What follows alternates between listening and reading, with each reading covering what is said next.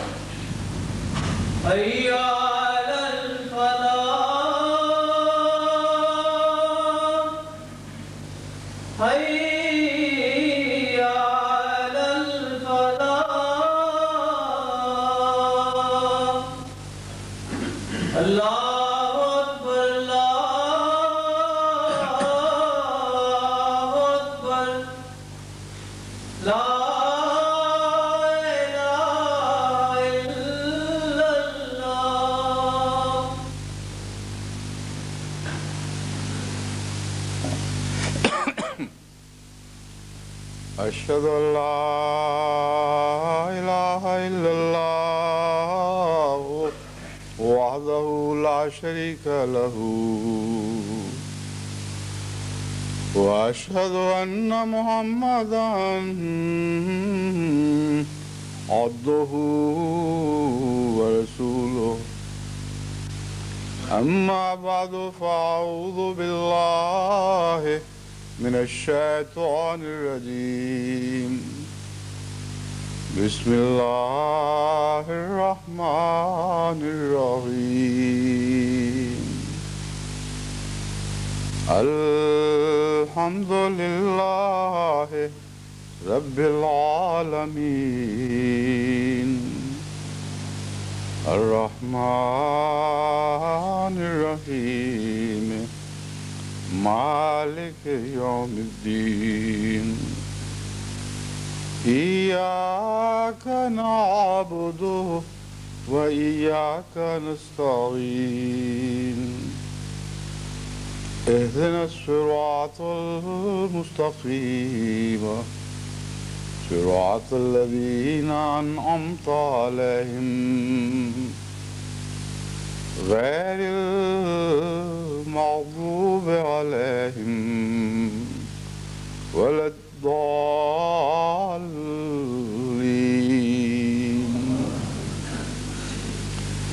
فاطر السماوات والأرض جعل لكم من أنفسكم أزواجا ومن الأنعام أزواجا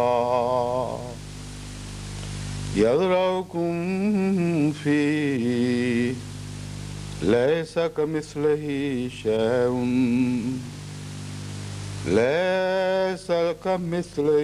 شيء وهو السميع البصير. سورہ شورى آیت 12. بیشتر اس سے کہ میں اس آیت کریمہ کے مضمون پر روشنی ڈالوں اور گزشتہ خطبے کے تعلق میں مضمون کو آگے بڑھاؤں.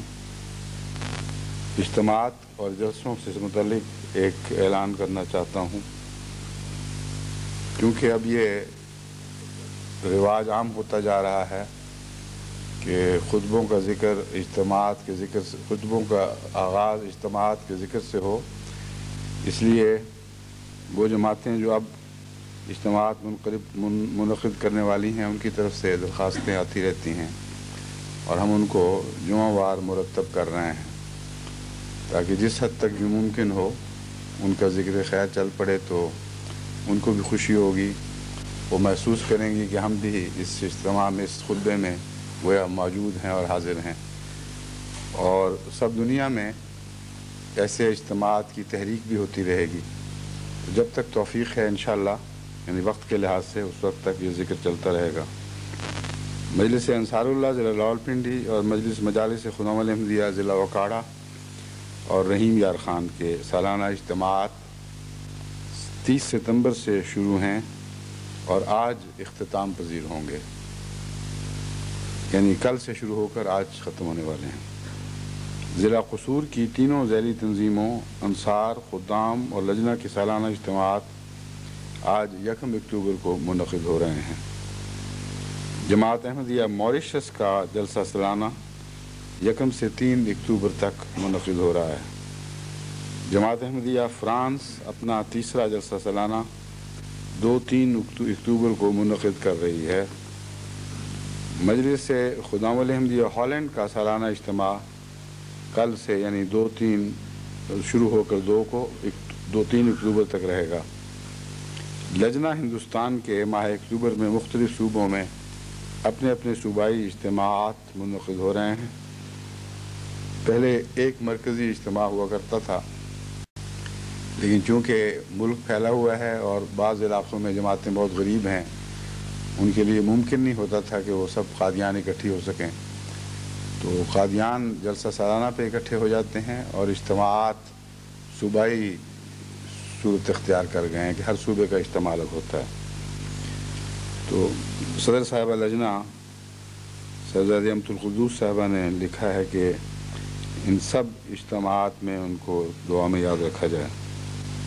مجلس خدام الاحمدیہ کوریا کا سالانہ اجتماع 1 اور 2 اکتوبر کو منعقد ہو رہا ہے۔ کوریا میں اللہ کے فضل سے نئی جماعت قائم ہوئی ہے 1-2 سال سے، اور بعض باہمت نوجوانوں نے یہ عہد کر رکھا ہے کہ ہم خود ہی اس جماعت کو قائم کریں گے اور خود ہی مشن کا انتظام کریں گے۔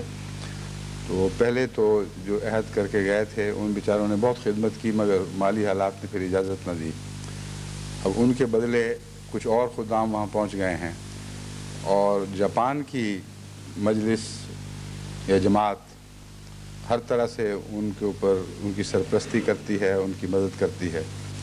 بس اس اجتماع میں رونق پیدا کرنے کے لیے جماعت جاپان سے بھی 8 خدام شرکت کے لیے کوریا تشریف لے گئے ہیں۔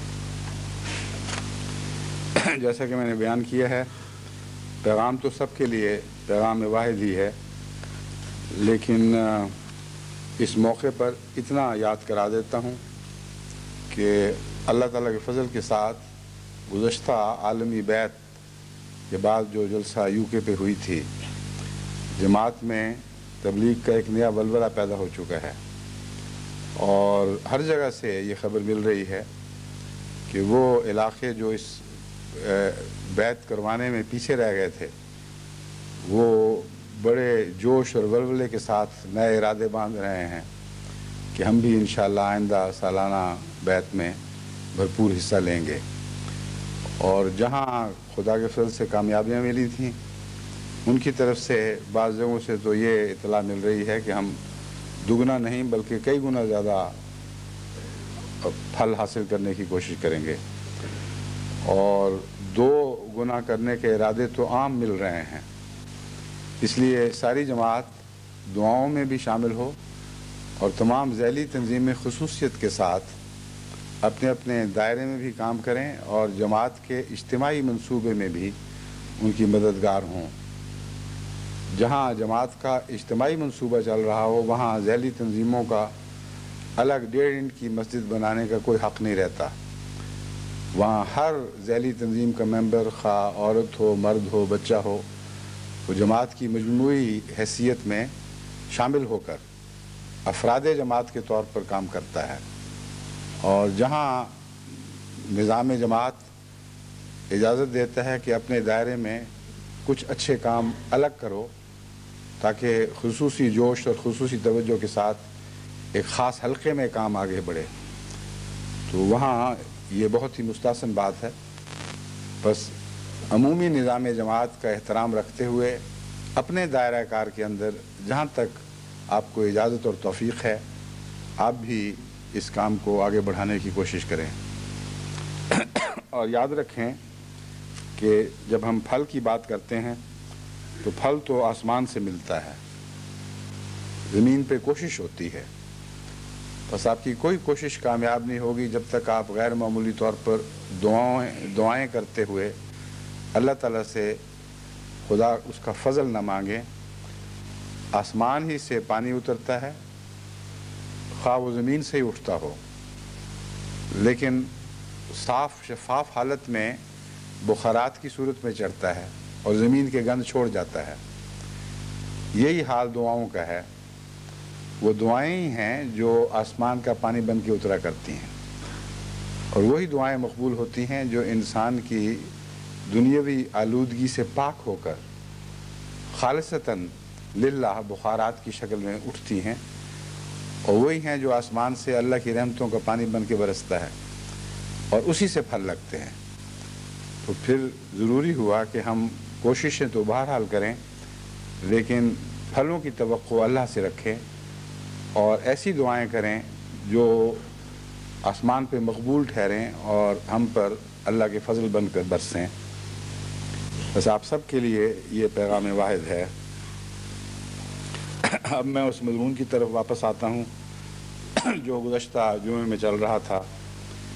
میں نے اس آیت کی تلاوت کے بعد وَمِن كُلِّ شَيْءٍ خَلَقْنَا زَوْجَيْنِ لَعَلَّكُمْ تَذَكَّرُونَ، ہم نے ہر چیز کا جوڑا پیدا کیا ہے تاکہ تم نصیحت پکڑو۔ فَفِرُّوا إِلَى اللَّهِ، نصیحت کیا ہے؟ فِرُّوا إِلَى اللَّهِ، اللہ کی طرف دوڑو۔ إِنِّي لَكُمْ مِنْهُ نَذِيرٌ مُبِينٌ، میں تمہیں اس کی طرف سے کھلا کھلا ڈرانے والا ہوں۔ وَلَا تَجْعَلُوا مَعَ اللَّهِ إِلَٰهًا آخَرَ، خدا کے بعد کسی اور کو معبود نہ بنا بیٹھنا، خدا کے سوا کسی اور کو معبود نہ بنانا۔ إِنِّي لَكُمْ مِنْهُ نَذِيرٌ مُبِينٌ، میں اللہ کی طرف سے تمہارے لیے ڈرانے والا ہوں۔ اس میں نے یہ گزارش کی تھی کہ جوڑے تو بہت ہیں دنیا میں، خدا کے سوا ہر چیز جوڑا جوڑا ہی ہے، لیکن اللہ کے ساتھ جو انسانی روح کا تعلق ہے وہ آخری جوڑ خدا تعالیٰ سے ہے۔ اس مضمون سے تعلق میں اب میں ایک ایسی آیت پڑھ کے آج میں نے ایک ایسی آیت کی تلاوت کی ہے جو اسی مضمون پر روشنی ڈالتی ہے اور ایک غلط فہمی کا ازالہ کرتی ہے۔ جوڑے کے مضمون میں خدا کی طرف دوڑنے سے کسی کو یہ وہم پیدا ہو سکتا ہے کہ نعوذ باللہ اللہ ہمارا جوڑا ہے۔ خدا سے جوڑ ہونا اور بات ہے، لیکن خدا کا جوڑا ہونا بالکل اور بات ہے۔ چنانچہ یہ آیت کریمہ جس کی میں نے تلاوت کی ہے، یہ جوڑے کا مضمون بیان کر کے اس وہم کو دور فرماتی ہے کہ خدا کا بھی کوئی جوڑا ہو سکتا ہے۔ فرمایا فاطر السماوات والارض، وہ زمین و آسمان کو پیدا کرنے والا ہے۔ جعل لکم من انفسکم ازواجا، اس نے تمہارے جوڑے تم ہی میں سے پیدا کیے ہیں۔ جوڑوں کا مضمون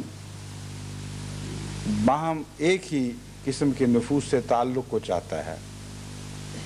جب نفوس ایک ذات سے تعلق رکھتے ہوں تو جوڑے بن سکتے ہیں، ورنہ کوئی جوڑا نہیں بن سکتا۔ جیسا کہ قرآن کریم میں اللہ تعالیٰ دوسری جگہ فرماتا ہے وَأَنَّا يَكُونُ لَهُ وَلَدٌ وَلَمْ تَكُنْ لَهُ صَاحِبَةٌ، کہ خدا کا بیٹا ہو کیسے سکتا ہے؟ وَلَمْ تَكُنْ لَهُ صَاحِبَةٌ، اس کی کوئی صاحبہ نہیں ہے۔ بس جہاں بیٹے کا مفہوم ہوگا وہاں صاحبہ کا مفہوم بھی آ جائے گا، جہاں جوڑے کا مفہوم ہوگا وہاں مذکر اور مؤنث کا مضمون بھی ذہن میں آ جاتا ہے۔ مثبت جوڑا اور منفی جوڑا، ایک قسم کا جوڑا، ایک جوڑے کی ایک قسم اور ایک جوڑے کی دوسری قسم۔ تو اللہ تعالیٰ فرماتا ہے کہ جوڑے تمہیں بنایا، تمہارے ان نفوس میں سے جوڑے بنایا، یزرعکم فیہ، تاکہ وہ تمہاری परवरिश का इंतज़ाम करे, तुम्हारे का इंतज़ाम करे। बीज उन सिफात की परवरिश होती है जो जिनको बीज लिए हुए होता है, और उस नौ के पौधों की नश्व नुमा होती है जिससे वो बीज बनता है।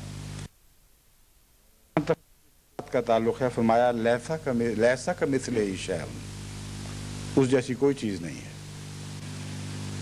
तो सवाल ये पैदा होता है कि अगर उस जैसी चीज़ कोई नहीं तो फिर खुदा फिर्रू इलल्लाह का हुक्म क्यों देता है? और दूसरी जगह इस मज़मून को और आगे बढ़ाते हुए फरमाता है फितरत अल्लाह अल्लती फतरन नास अलैहा,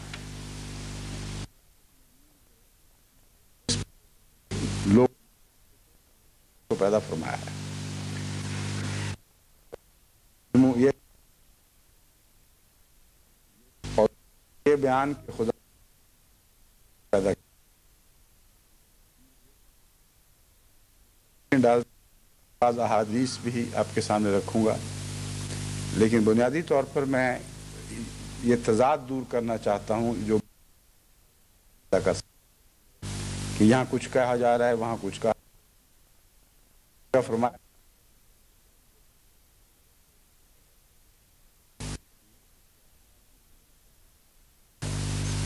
तो क्या बात है, जब उसका जोड़ा ही कोई नहीं तो उसकी तरफ दौड़े क्यों कोई?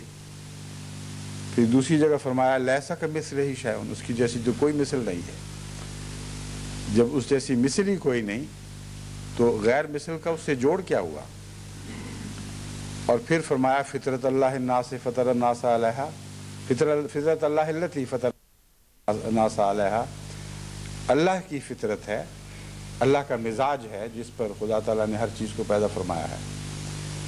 ये जो आयत है फितरत अल्लाह वाली, इसने कई जहनों में खलिश पैदा की और कई तर्जमा करने वालों ने इसके मुख्तलिफ तर्जमे किए ताकि इस तसव्वुर से निजात पा लें कि गोया खुदा ने अपनी फितरत पर वाक़ियतन किसी को पैदा किया है। और ये तर्जमों की कोशिश अरबी मज़मून अरबी के दायरे के अंदर रही है, उसके मुखालिफ नहीं रही। यानी अरबी इजाज़त देती है कि ऐसे तर्जमे किए जाएं कि जिनसे ये ज़ाहिर न हो कि खुदा की फितरत पर इंसान को पैदा फरमाया गया है, बल्कि ये तर्जमा किया जाए कि वो फितरत जो अल्लाह ने पैदा की है।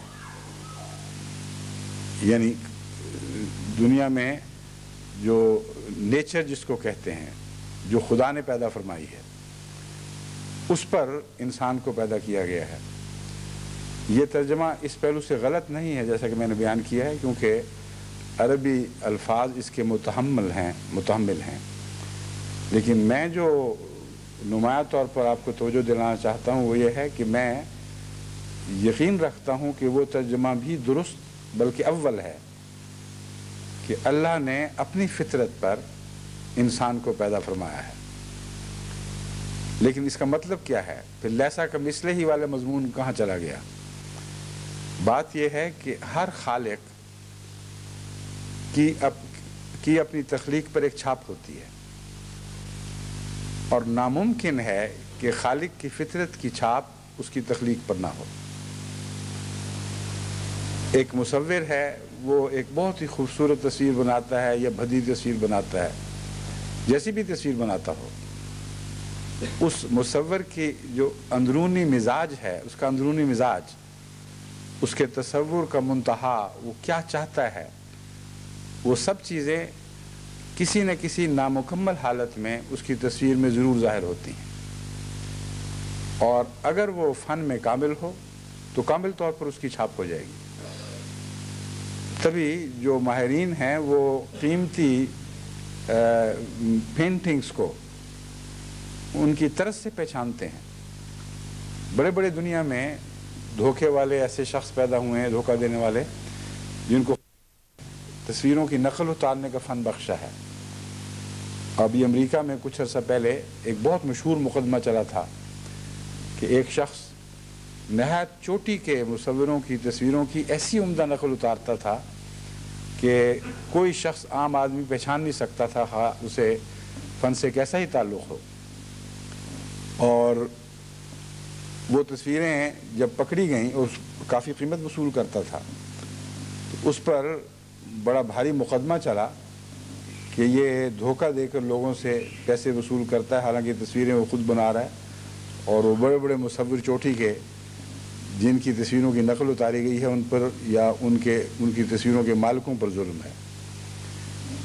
آخر پر اس کے حق میں فیصلہ اس لیے ہوا کہ وہ اس کے نیچے اس مصور کے دستخط نہیں کرتا تھا، اس کے پشت پر اپنے دستخط کیا کرتا تھا، اور قیمت وہ وصول کرتا تھا جو اس اصل تصویر کی ہو ہی نہیں سکتی۔ اگر اصل تصویر کے برابر لگ بھگ قیمت وصول کرتا تو پھر تو اس کا فراڈ ثابت ہو جاتا، لیکن عام نقال سے زیادہ اور اصل سے کم کرتا تھا، چنانچہ عدالت نے اس کے حق میں فیصلہ دے دیا۔ لیکن پہچانا کیسے گیا؟ اس طرح کہ جو چوٹی کے ماہرین ہیں وہ ہر مصور کا مزاج ایسا سمجھتے ہیں کہ وہ تصویر سے مصور کا مزاج پہچانتے ہیں، اور مصور کا مزاج اتنا واضح پہچانا جاتا ہے ان کے لیے، ان کی نظر میں، کہ وہ صاف بتا سکتے ہیں کہ یہ تصویر فلاں کے سوا اور کسی کی ہو ہی نہیں سکتی، یہ تصویر اس کی نہیں ہو سکتی، کسی اور کی بھی ہوگی۔ تو یہ نامکمل ایسے مصوروں کا ذکر چل رہا ہے جو اپنی خواہش کو تمام تر اپنی تصویر میں پیش کر ہی نہیں سکتے، کیونکہ انسانی کمزوریاں لاحق ہو جاتی ہیں۔ ایک دفعہ میں نے ذکر کیا تھا کہ ایک مصور کو ایک بادشاہ نے، فرانس کے بادشاہ نے ایک تصویر بنانے کے لیے حکم دیا، جو چھت کے اوپر تصویر بنا رہا تھا۔ لمبا عرصہ، بہت لمبی عمر اس نے اس میں گزار دی، اور وہ تصویر آج تک بنی ہوئی موجود ہے اور دنیا کے عظیم شاہکاروں میں سے ہے، میں نے بھی وہ دیکھی ہے۔ حیرت انگیز کام ہے جو انسان یقین نہیں کر سکتا کہ کسی نے سال ہا سال کی محنت، تقریباً ایک عمر کی محنت میں سر اٹھا کر اوپر کسی بڑی جگہ پہ کھڑے ہو کر، جس طرح مزدور اپنے لیے کام کے لیے بناتے ہیں، یوں الٹا سر اوپر رکھ کے تو اس نے تصویریں بنائی ہیں۔ لیکن سب کچھ بنانے کے بعد جب اس نے ایک عمومی نظر سے اس تصویر کو دیکھا تو جو اس کی آرزو تھی وہ نہیں تھی، اور اپنی ناکامی کے غم میں اسی جگہ سے چھلانگ لگا کر اس نے خودکشی کر لی۔ تو جو کم نظر لوگ ہیں ان کو بعض دفعہ تصویریں بہت ہی خوبصورت اور اعلیٰ دکھائی دیتی ہیں، لیکن مصور جانتا ہے، جو صاحب فن ہے، کہ اس کے دل کی اصل تمنا ظاہر نہیں ہوئی۔ اسی طرح شعروں کا حال ہے، بعض شعروں پر بڑے لوگ داغ دے رہے ہوتے ہیں، لیکن شاعر جانتا ہے کہ جو میں کہنا چاہتا تھا کہہ نہیں سکا۔ غالب کے متعلق آتا ہے، اس نے اتنے اپنے دیوان کے حصے ضائع کیے ہیں کہ اگر وہ سارے محفوظ ہوتے تو بہت ضخیم کتاب بنتی، لیکن نہ صرف یہ کہ وہ ہر شعر پر بار بار محنت کرتا تھا، جو چاہتا تھا وہ سمجھتا تھا کہ میں ادا نہیں کر سکا، بلکہ جو اس نے کہا اس میں سے بہت سا حصہ ناراض ہو کر ضائع کر دیا کہ اس لائق نہیں ہے کہ دنیا کے سامنے پیش کروں۔ تو ہر مصور کا ایک نقش ہے جو اس کی تصویر پر چھپ جاتا ہے، ہر شاعر کا ایک نقش ہے جو اس کے شعروں میں مضمون بن کر داخل ہو جاتا ہے، اس شعر کی فطرت بن جاتا ہے، اور وہ شاعری کی فطرت ہے جو شعر کی فطرت ہوتی ہے۔ لیکن اللہ تو صنائی میں اور اپنے مضمون کو بیان کرنے میں اور اپنی تخلیق میں درجہ کمال رکھتا ہے، اس سے اوپر کا درجہ ہو نہیں سکتا، خلاق العظیم ہے۔ اس لیے یہ کہنا کہ خدا نے اپنی فطرت انسان پہ نقش نہیں کی یا نہیں کر سکا، یہ غلط ہے، لیکن درجہ کمال تک وہ فطرت نقش ہو چکی ہو تب بھی خالق اور ہے اور مخلوق اور ہے۔ کسی شعر کو آپ شاعر نہیں کہہ سکتے، اس جیسا ہے ہی نہیں، یعنی اس جیسا ہوتے ہوئے بھی ویسا نہیں ہے، کتنی عظیم تصویر ہی کیوں نہ ہو، مگر جو مصور ہے اس کو تصویر کو آپ مصور نہیں کہہ سکتے۔ تصویر تصویر رہے گی، مصور مصور رہے گا، حالانکہ مصور کا اندرونہ، اس کی فطرت، اس کا مزاج، اس کی بلند اور نازک خیالی، یہ سب چیزیں اس تصویر میں موجود ہوتی ہیں۔ اسی طرح شیر کا حال ہے۔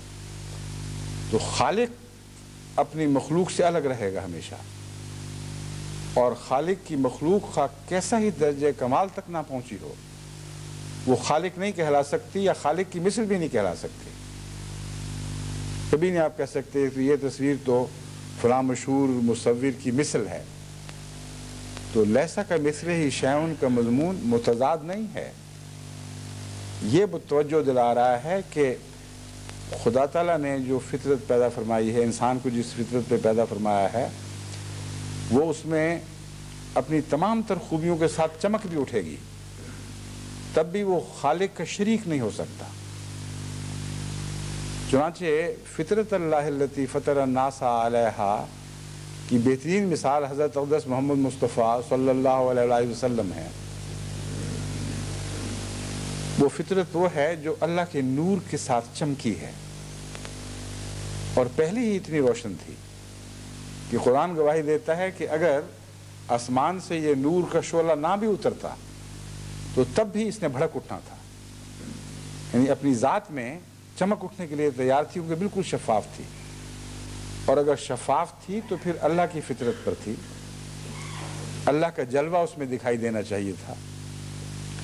بس نبوت سے پہلے بھی حضرت اقدس محمد مصطفیٰ صلی اللہ علیہ وسلم میں اللہ کا جلوہ نمایاں طور پر دکھائی دیتا تھا ان آنکھوں کو جو دیکھ سکتی تھی، لیکن جب آسمان سے الہام کا نور اترا ہے تو فرمایا نور علی نور،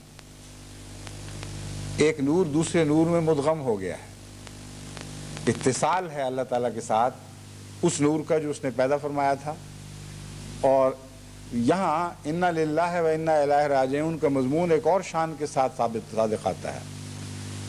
لوگ تو مرنے کے بعد خدا کی طرف واپس جانے کا سوچتے ہیں، حضور صلی اللہ علیہ وسلم اسی لمحہ خدا میں جا ملے تھے جب نور علی نور کا مضمون آپ کے حق میں بیان فرمایا گیا، لیکن خدا نہیں تھے۔ لیسا کمثلہ شیء، اللہ جیسا کوئی نہیں۔ اسی نور مجسم کو فرمایا یہ اعلان کر دے، قل اننی بشر مثلکم، قل انما انا بشر مثلکم یوحی الی انما الہکم الہ واحد۔ تجھے دیکھ کر یہ تعجب میں مبتلا ہوں گے، جو تجھے قریب سے جانتے ہیں وہ حیرت میں ڈوب جائیں گے کہ ایسا کامل خدا کا مظہر اس سے پہلے کبھی دکھائی نہیں دیا، نہ سوچا جا سکتا ہے۔ ان سب کے سامنے یہ اعلان کر، قل انما انا بشر مثلکم، ان سب باتوں کے باوجود میں تمہاری طرح کا ایک بشر ہی ہوں، اس سے زیادہ میری کوئی حیثیت نہیں۔ یوحی الی انما الہکم الہ واحد، ہاں ایسا بشر ہوں جس پر وحی نازل ہو رہی ہے، اور اس وحی کا خلاصہ یہ ہے کہ تمہارا الہ ایک ہی ہے اور کوئی الہ نہیں۔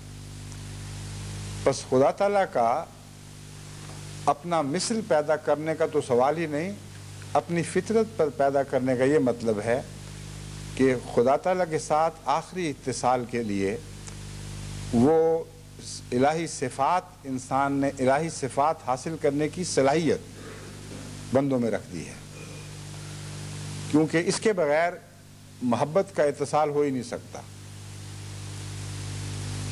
یہ وجہ ہے کہ خدا تعالیٰ انسان کا آخری جوڑ ہے۔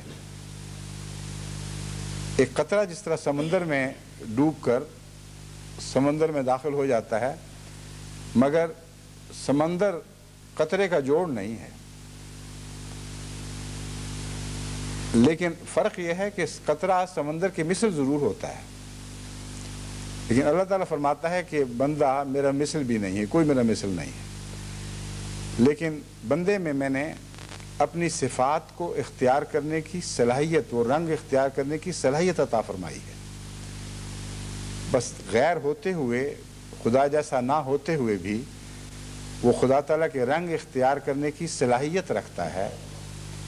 یہ معنی ہے اللہ کی فطرت پر بندے کا پیدا کرنا، اور ان معنوں میں جس نے ایسی عظیم صلاحیت حاصل کی کہ اپنی ذات کو بالکل مٹا دیا اور کلیتاً الہی صفات میں رنگا گیا، احتیاط کے طور پر دنیا کو سمجھانے کے لیے اس کو یہ اعلان کرنے پر مامور فرما دیا گیا، قُلْ إِنَّمَا أَنَا بَشَرٌ مِثْلُكُمْ۔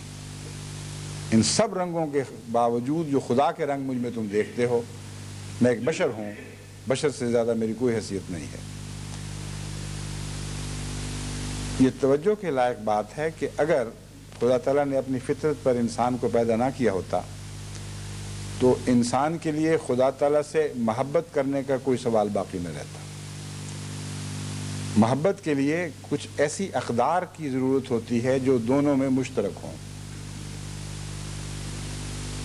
اقدار کے مشترک ہونے کا مضمون بڑا گہرا اور باریک ہے۔ یہ مراد نہیں ہے کہ صرف ایک خوبصورت آدمی ایک خوبصورت چیز سے محبت کر سکتا ہے، لیکن اس کی فطرت کے اندر ایک حسن کا تصور موجود ہے، اور ہر شخص کا حسن کا تصور الگ الگ ہے۔ جہاں وہ اپنے حسن کے تصور کو واقعتاً مشہود صورت میں دیکھتا ہے، مشاہدہ کیا جا سکتا ہے، اس کا ایک وجود کی صورت میں ڈھلا ہوا دیکھتا ہے، وہاں اس کا اس وجود پہ عاشق ہونا ایک طبعی امر اور ایسا امر ہے جس پہ اس کا اختیار ہی کوئی نہیں رہتا۔ ناممکن ہو جاتا ہے کہ اس کی محبت میں وہ مبتلا نہ ہو، لیکن ضروری نہیں کہ اس کا مثل ہو۔ غیر مثل ہوتے ہوئے محبت کرتا ہے۔ ایسے ایسے خوفناک انسانوں کو ایسے ایسے خوبصورت وجودوں سے محبت ہو جاتی ہے کہ آدمی سوچ بھی نہیں سکتا کہ ان کے درمیان کوئی قدر مشترک ممکن ہوگی، لیکن ہو جاتی ہے۔ وہاں پیرس میں ایک چرچ ہے، نوتر دام، مائی لیڈی کا چرچ، ہماری لیڈی اس کا نام ہے۔ اس کے اوپر ایک فرانس کے ناول نگار نے ایک ناول لکھی ہے جس کا نام ہے ہنچ بیک، اردو میں انگلش میں اس کا ترجمہ میں نے پڑھا تھا، ہنچ بیک آف نوتر دام اور نوٹر ڈم کا کبڑا۔ اس میں کہانی یہ بیان کی گئی ہے کہ وہاں ایک خادم تھا اس چرچ میں جو کبڑا تھا، اس کو غالباً حضرت میری کے تصور کی کوئی لڑکی ہے یا اس سے ملتا جلتا مضمون تھا، ایک ایسی لڑکی سے محبت ہو گئی ہے جو ہر لحاظ سے اپنے حسن میں اپنی سیرت میں کامل ہے، اور یہ شخص بیچارہ نہایت ہی بھیانک خوفناک قسم کا کبڑا جس کے جسم کے اعضاء سارے ایک دوسرے سے الگ الگ ہیں، یعنی ایک عضو کو دوسرے سے مناسبت نہیں ہے، اور اس کا عشق درجہ کمال تک پہنچا ہوا ہے۔ یہ چونکہ ایک خاص نفسیاتی نقطہ نگاہ سے کتاب لکھی گئی تھی، اس کا شمار عام ناولوں میں نہیں ہوتا، بلکہ اس کو ایک ناولوں کی دنیا میں ایک غیر معمولی اہمیت اس وجہ سے دی جاتی ہے کہ گہری انسانی فطرت پر نظر رکھتے ہوئے اس نے ایک موازنہ کیا ہے عاشق اور معشوق کا، اور غور کرنے والے کے لیے اس میں بہت مواقع ہیں کہ محبت کے مضمون کو سمجھ سکے۔ بس وہاں جوڑ کیا ہے بھلا؟ لیسا کا مثلہ شیء میں جو مضمون ہے وہ کسی حد تک یہاں بھی مل رہا ہے، لیکن جب خدا کہتا ہے لیسا کے مثلہ شیء تو وہاں تو اس کبڑے کو جو حضرت مریم کی حسن سے جو مناسبت تھی اس سے بہت ہی زیادہ، یعنی اتنی زیادہ دوری پیدا ہو جاتی ہے کہ اس کا آدمی تصور بھی نہیں کر سکتا۔ ایک گوبر کے کیڑے کو انسان سے کیسے محبت ہو سکتی ہے؟ مناسبت کوئی نہیں لگتی، لیکن انسان اس کا خالق نہیں ہے، اس لیے قدر مشترک نہیں۔ لیکن اللہ تعالیٰ نے اپنی ہر خلق میں اپنی کوئی چھاپ رکھی ہے، اور جہاں تک انسان کا تعلق ہے اس کو اپنی فطرت پر پیدا فرمایا، یعنی سب سے زیادہ اپنی صفات کے مشابہ ایسی صفات اس کو دیں کہ ان صفات سے محبت کی صلاحیت پیدا ہو گئی ہے۔ بس وہ موہوم تصور جو حسن کا اس کبڑے کے دل میں تھا وہ قدر مشترک تھی، لیکن مماثلت کوئی نہیں تھی۔ وہاں وہ حسن ایک خوبصورت پیکر کی صورت میں جلوہ گر تھا، یہاں یہ حسن ایک مبہم موہوم تصور کی صورت میں دل کے اندر بیٹھا ہوا ہے، جمع ہوا ہے، فطرت کا نقش بنا ہوا ہے۔ اسی مضمون پر غور کرتے ہوئے پرانے فلسفیوں نے حسن کی ایک یہ بھی تعریف کی ہے کہ حسن اس چیز کو کہتے ہیں جو انسان واضح طور پر جانتا تو نہیں کہ کیا ہے، لیکن یہ جانتا ہے، یعنی اس کی فطرت میں یہ بات نقش ہے کہ اللہ کے قریب جو چیز ہے وہ حسین ہے، اور جو اللہ سے دور ہے وہ بدصورت ہے۔ بس خدا کے تصور کا حسن کے تصور کے ساتھ جو جوڑ ہے وہ انہی معنوں میں جوڑ کہ خدا کا مثل تو نہیں لیکن ایک جوڑ ہے، وہی جوڑ ہے جو ہر انسانی فطرت میں موجود ہے، اور ان معنوں میں فروا الی اللہ کا حکم ہے۔ فرمایا گیا ہے کہ جوڑوں کے ساتھ تمہارے تعلق ہو جائے گا، تمہاری محبتیں بڑھیں گی، تسکنوا الیہا تک فرمایا، تم اپنی بیوی تمہارے لیے پیدا کی گئی اس لیے کہ تم اس سے سکینت حاصل کرو، لیکن اطمینان نصیب نہیں ہو سکتا۔ الا بذکر اللہ تطمئن القلوب، جہاں تک طمانینت کا تعلق ہے اللہ کے ذکر کے سوا تمہیں طمانینت نصیب نہیں ہوگی۔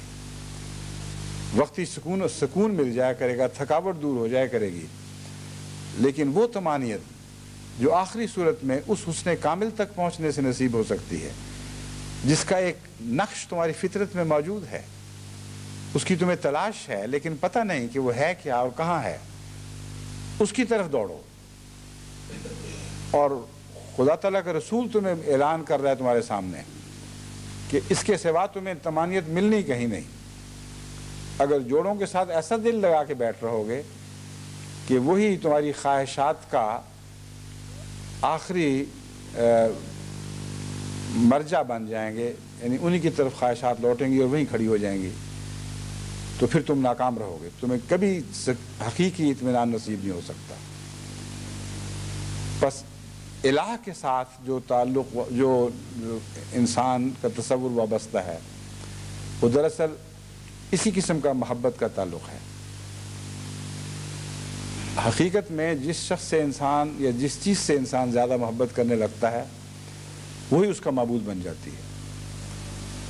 چنانچہ قرآن کریم نے ہمیں اس سلسلے میں بھی متنبہ فرمایا ہے، فرمایا کہ ایسے نہ ہونا کہ ایسے لوگوں کی طرح نہ بننا جو اپنے ہوا کو الہ بنا لیتے ہیں، اپنی دل کی خواہشات کی پرستش شروع کر دیتے ہیں، کیونکہ خواہش کا انسان کے ساتھ عاشق اور معشوق کا سا جوڑ ہوتا ہے، اور جتنی زیادہ خواہش بڑھے اتنا زیادہ اس کو حاصل کرنے کی تمنا بڑھ جاتی ہے۔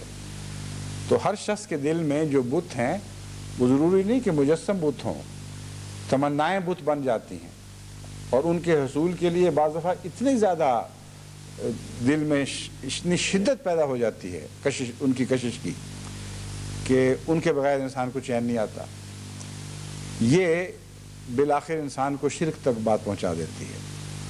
فرمایا کہ دیکھو تم اپنی تمناؤں کی عبادت نہ کرنے لگ جانا۔ تبتل الی اللہ کا مضمون اس مضمون سے تعلق رکھتا ہے۔ جب ہم کہتے ہیں اللہ کی طرف تبتل اختیار کرو، یعنی قرآن جب کہتا ہے، جب قرآن کہتا ہے ففروا الی اللہ، اللہ کی طرف فرار اختیار کرو، تو اس کو سمجھنا چاہیے کہ کس چیز سے کس طرف فرار ہے۔ اللہ کا وجود تو ہر جگہ ہے، جس طرف آپ منہ پھیریں گے وہاں خدا دکھائی دے گا، تو پھر فرار کیسا، کہاں سے، کس طرف کو فرار؟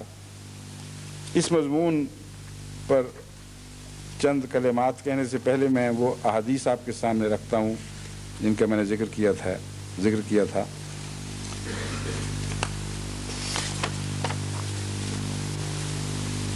ایک آیت یہ بھی ہے اس مضمون میں جو پوری آیت نہیں پڑھی گئی، صبغۃ اللہ ومن احسن من اللہ صبغہ ونحن لہ عابدون۔ اللہ کا ایک رنگ ہے، ومن احسن من اللہ صبغہ، اللہ سے زیادہ بہتر، اللہ سے حسین تر رنگ اور کس کا ہو سکتا ہے؟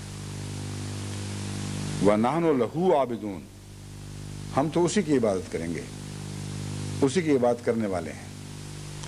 یہاں بھی مفسرین نے اور مترجمین نے بہت احتیاط سے کام لیا ہے اور کوشش کی ہے کہ اللہ کی طرف رنگ منسوب نہ کریں جبکہ قرآن کر رہا ہے۔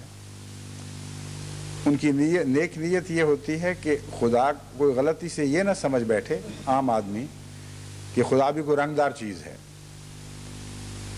اور اس رنگ کو پکڑو، حالانکہ عام انسان روزمرہ کے محاورے میں رنگ کا مضمون سمجھتا ہے، مراد اس سے اس کی فطرت کے نقوش ہیں، اس کی فطرت کی اس کی ادائیں ہیں، اس کا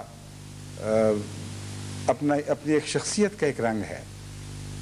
حضرت مسلم موعود رضی اللہ تعالیٰ عنہ نے بھی یہاں صبغہ کا ترجمہ دین کیا ہے تاکہ عامت الناس اس مضمون کو سمجھ لیں،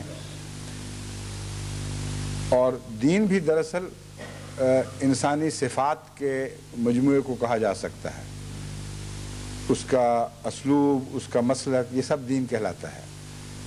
تو حضرت مسلم موعود نے وہ لفظ چنا ہے جو رنگ کے قریب ترین ہے، لیکن سیدھی صاف بات جو دکھائی دے رہی ہے وہ یہ ہے کہ اللہ تعالیٰ کی کچھ مزاج ہے، اللہ تعالیٰ کی صفات ہیں، اس مزاج سے حسین تر کوئی مزاج نہیں، ان صفات سے زیادہ دلکش اور کوئی صفات نہیں ہے۔ ان کو اختیار کرو، ان کو اختیار کرو گے تو پھر تم جس بنا پر جس رنگ میں تمہاری تخلیق فرمائی گئی ہے تم اس تخلیق کے درجہ کمال کو پہنچ جاؤ گے۔ یعنی مطلب یہ ہے کہ ہر انسان کو فطرت پر پیدا فرمایا گیا ہے، لیکن ہر انسان میں الہی رنگ دکھائی نہیں دے رہا ہے، اس لیے کہ یہاں اس فطرت کے اندر جو نقوش ہیں وہ ابھی چاہتے ہیں کہ ان میں رنگ بھرے جائیں۔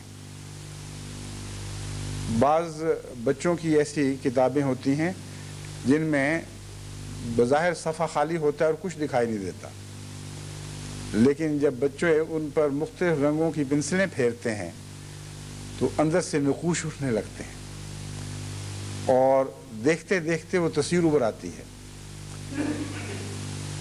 بچپن میں مجھے یاد ہے ایک دفعہ حضرت مسلم موعود غالباً ممبئی سے یا کسی سفر سے ایسی کھیلیں بچوں کے لیے لے آئے تھے، اور ہم بہت حیران ہوا کرتے تھے کہ خالی صفحہ ہے، ایک خاص پینسل تھی جس کو اس پر بار بار پھیرنا پڑتا تھا، اور پینسل کے پھیرتے پھیرتے اندر سے نقوش ابھر رہے ہوتے تھے اور بڑے خوبصورت نقوش ابھر آتے تھے۔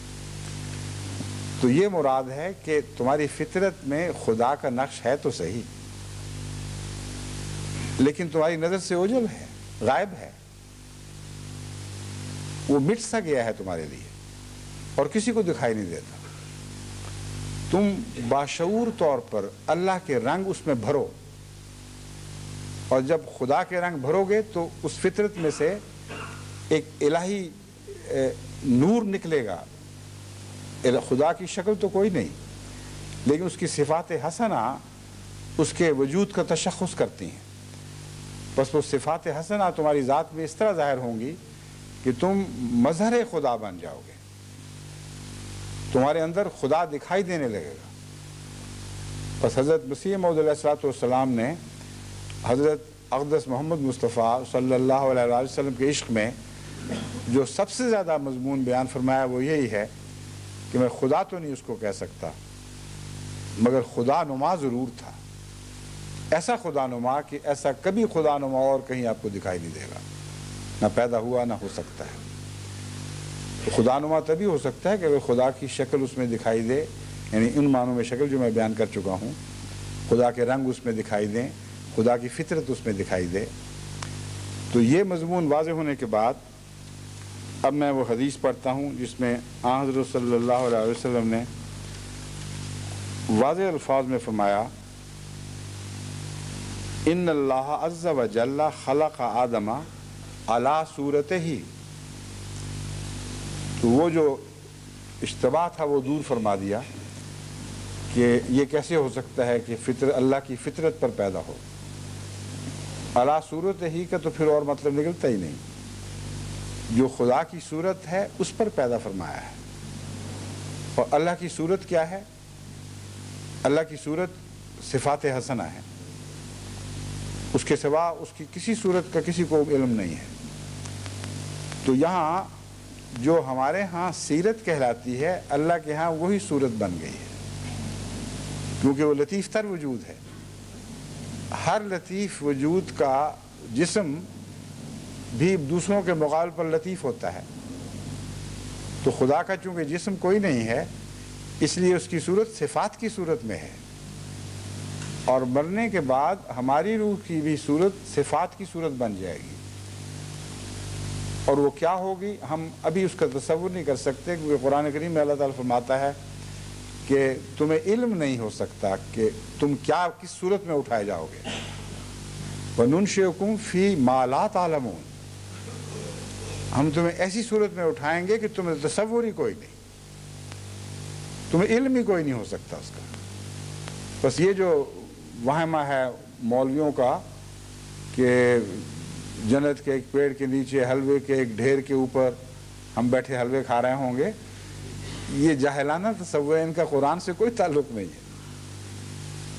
وہ تمثیلات ہیں ہمیں بتانے کے لیے کہ بہت اچھی چیزیں ہیں، لیکن حقیقت میں جو ہماری موجودہ صورتیں ہیں وہ دراصل غائب ہو چکی ہوں گی، مٹی مٹی میں مل جائے گی، سیرت سے ایک صورت نکلے گی۔ اور یہاں خدا کی صورت سے مراد ظاہری صورت نہیں بلکہ سیرت ہے۔ بس فرمایا ہم نے اسے انسان آدم کو، رسول اللہ صلی اللہ علیہ وسلم یہ فرما رہے ہیں کہ اللہ تعالیٰ نے فرمایا، یعنی حدیث قدسی ہے، اللہ تعالیٰ نے آپ کو خبر دی کہ آدم کو میں نے اپنی صورت پر پیدا کیا ہے۔ یہاں جسم مراد نہیں ہے بلکہ آدم کی سیرت ہے جو مذکور ہے، اور اس پہلو سے مزید اس بات کو تقویت ملی کہ انسان کی فطرت میں اللہ تعالیٰ کی فطرت کے رنگ ہیں۔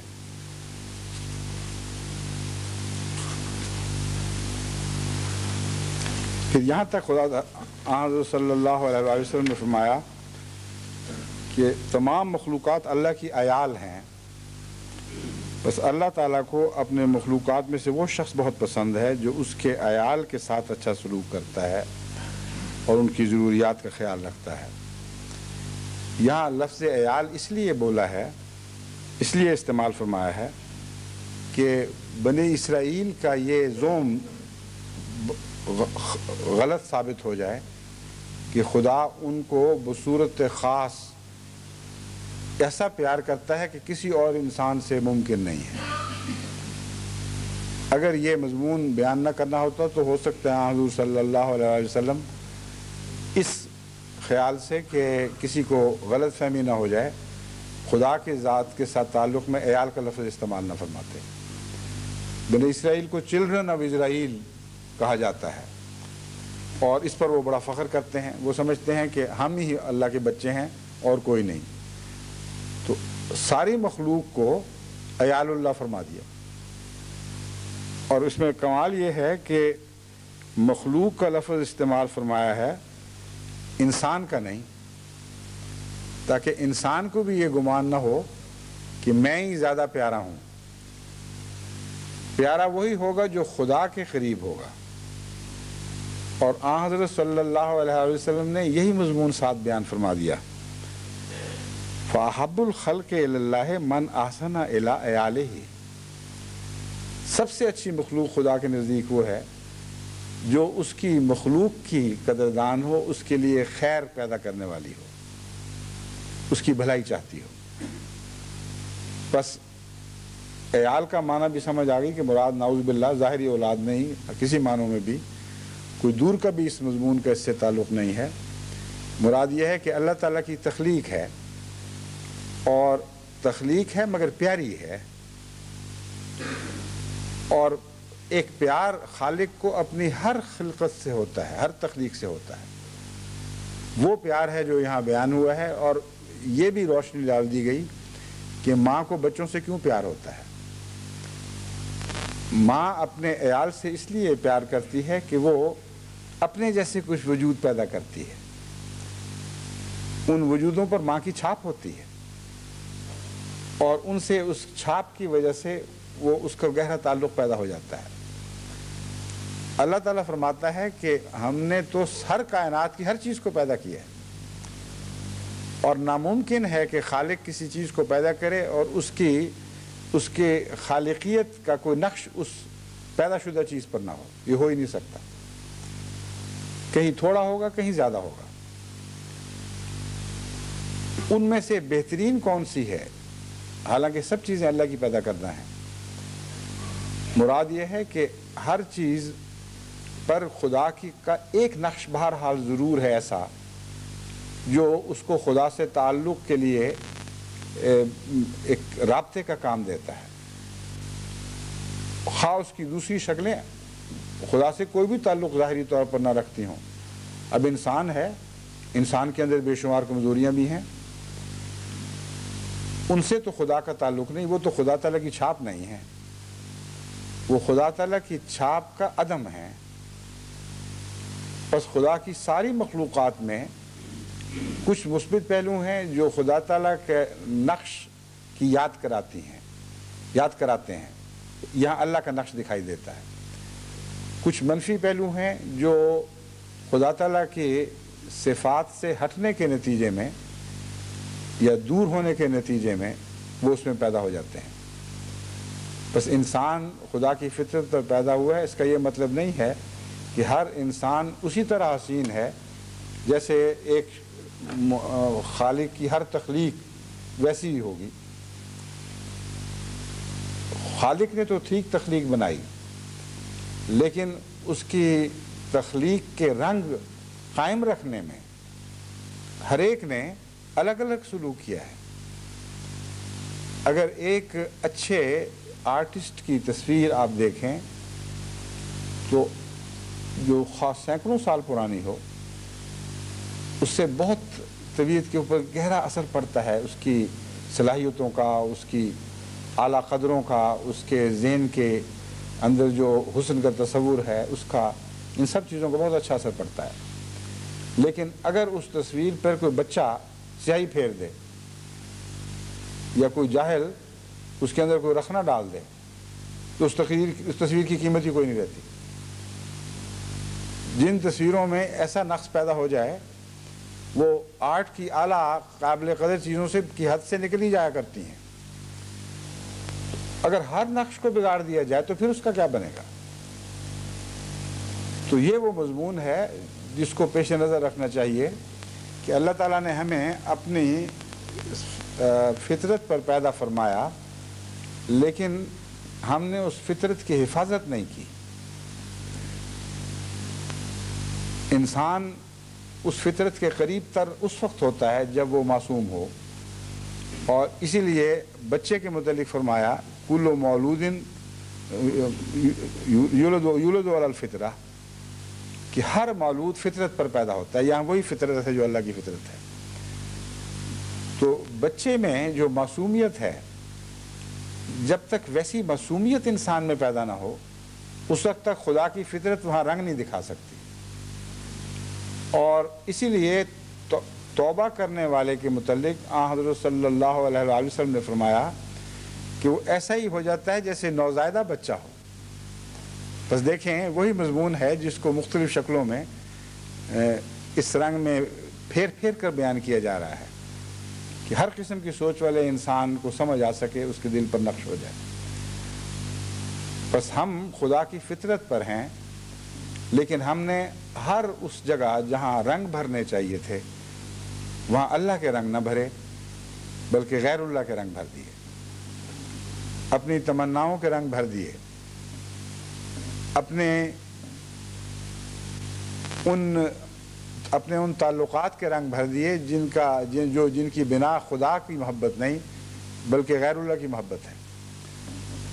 بس وہی سادہ کاغذ جس پہ سے خدا کی تصویر ابھرنی چاہیے تھی، وہاں جگہ جگہ غیر اللہ کی تصویریں ابھرتی ہیں اور بڑی بھیانک تصویریں ابھرتی ہیں.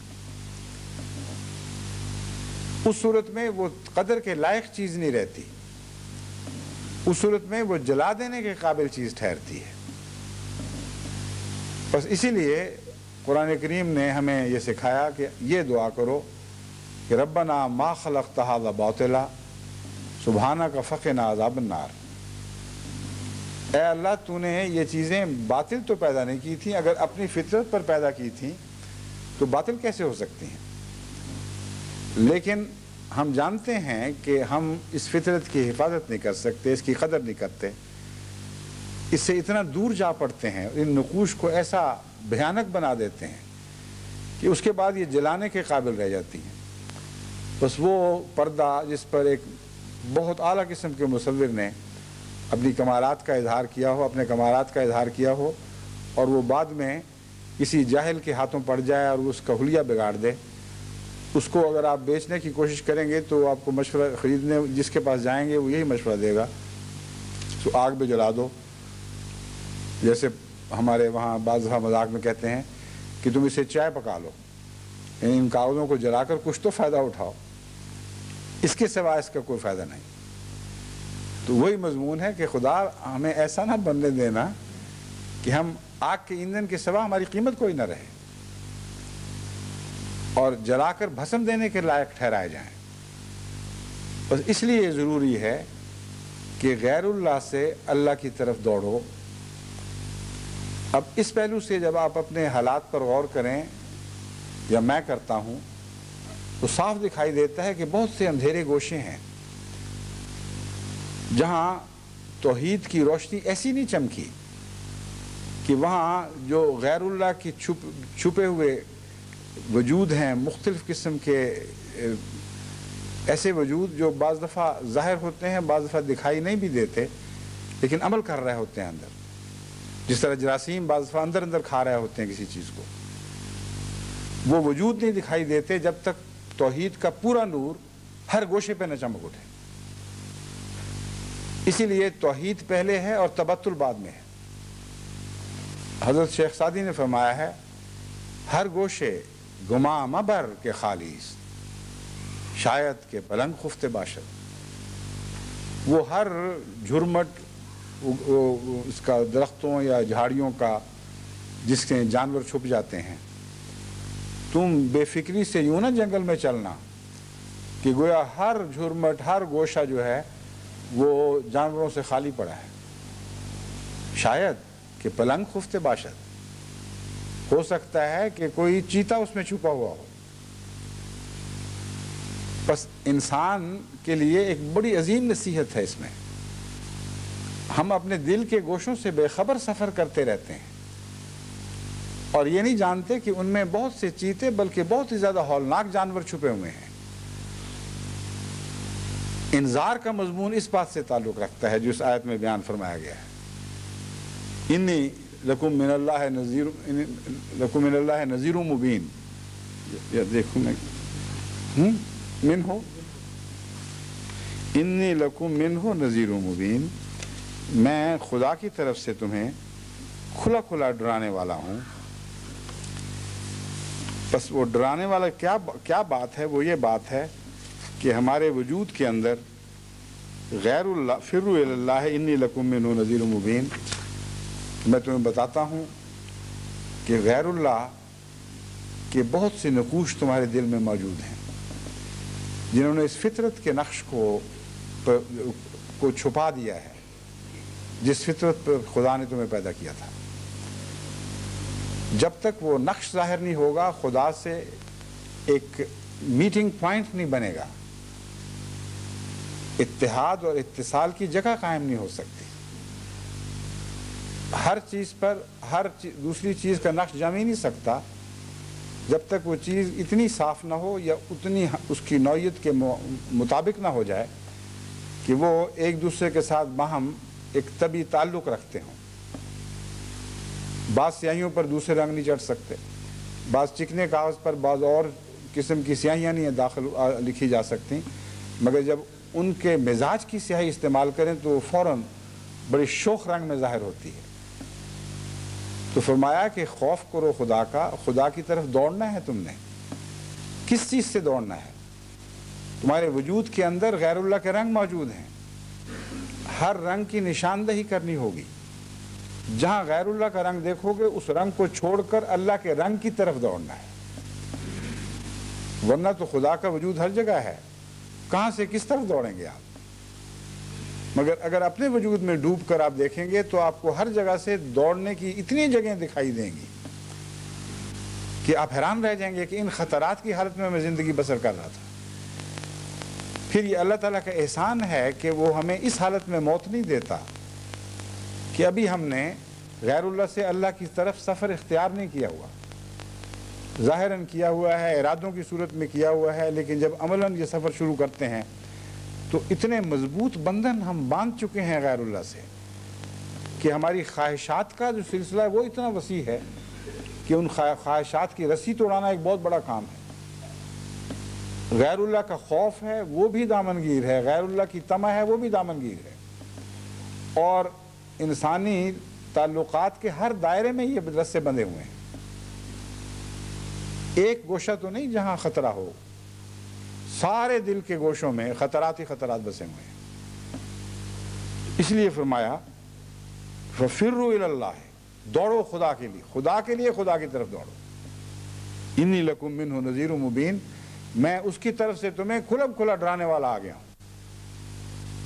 بس اس حیرت انگیز انتباہ کے اور اتنے روشن انتباہ کے بعد ہمیں لازماً بیدار مغزی سے اپنے نفوس کا مشاہدہ کرنا ہوگا، وہ جگہیں تلاش کرنی ہوں گی جہاں غیر اللہ کے بھیانک، بدصورت اور مہلک جانور چھپے بیٹھے ہیں، ان سے تعلق توڑ کر خدا کی طرف جانا ہوگا، اور اس طرح خدا کی طرف جانے کے بہت سے رستے نکل آئیں گے۔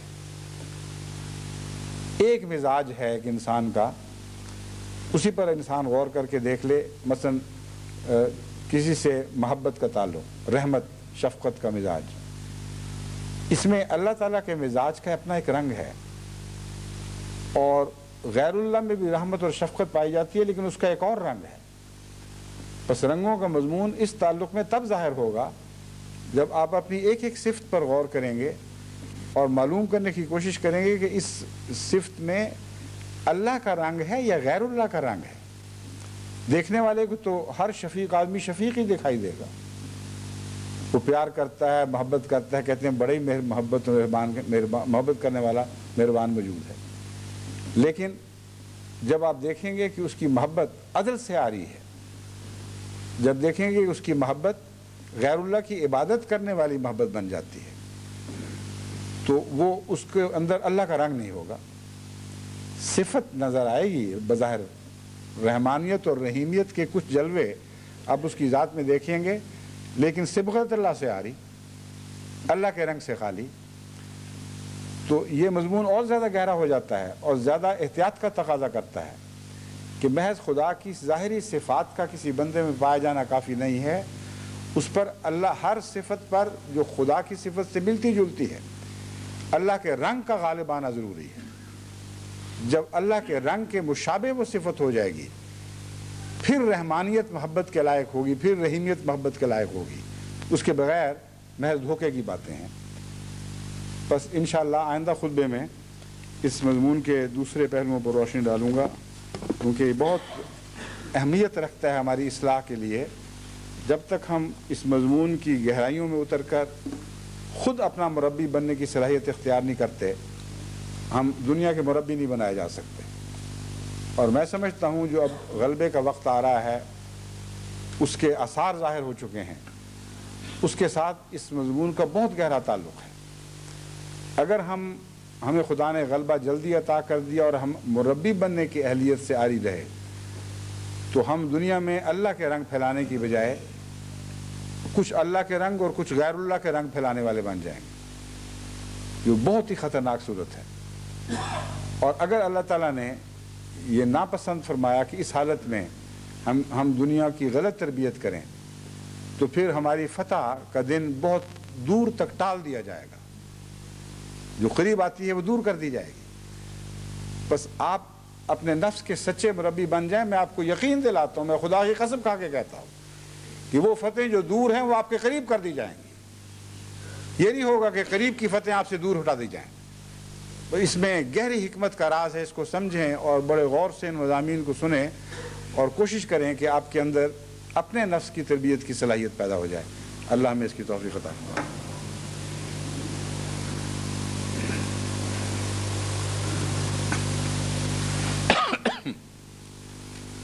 الحمد لله نحمده ونستعينه ونستغفره ونؤمن به ونتوكل عليه ونعوذ بالله من شرور أنفسنا ومن سيئات أعمالنا من يهده الله فلا مضل له ومن يضلله فلا هادي له ونشهد أن لا إله إلا الله وحده لا شريك له ونشهد أن محمدا عبده ورسوله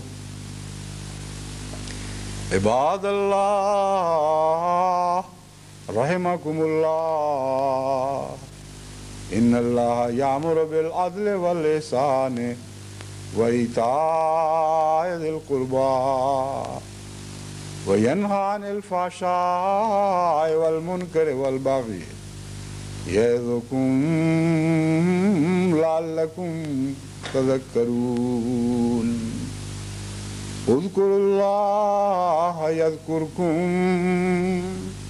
وادعوه يستجب لكم ولذكر الله أكبر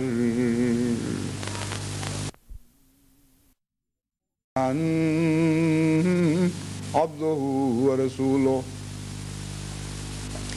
عباد الله رحمكم الله إن الله يأمر بالعدل والإحسان وإيتاء ذي القربى وينهى عن الفحشاء والمنكر والبغي يعظكم لعلكم